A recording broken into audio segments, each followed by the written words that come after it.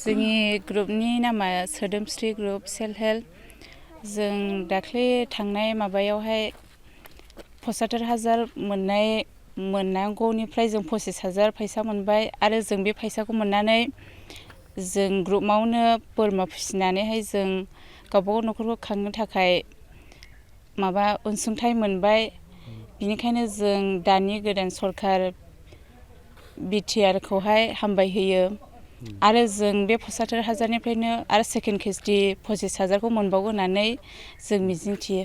साबेसे दं नोंसोर ग्रुपआव? जों ग्रुपआव दा 15 जन दं। एबारहाय मोनबावोबा मा खालामबावनो सानदों नोंसोर?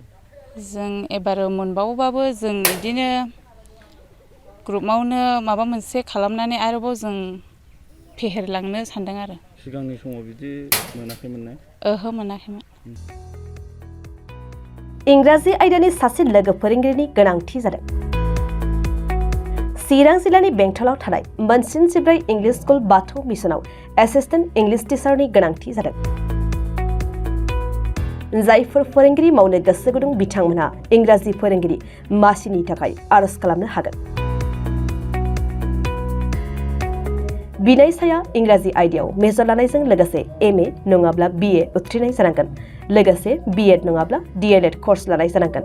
फोरोंनायनि रोंगौथि थाखानाय आरो इंलिश मिडियाम स्कुलनि बिनायसाखौ गिबिसिनै खाबु होनाय जागोन।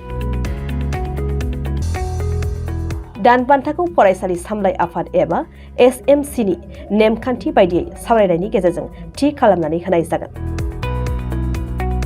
गनायजाथाव बिनायसाफोरा गावनि रोखा फोरमायथिजों आरज बिलाइखौ 7002873919 मबाइल नम्बरनि गेजेरजों WhatsApp एपआव दैथायहरनो हागोन।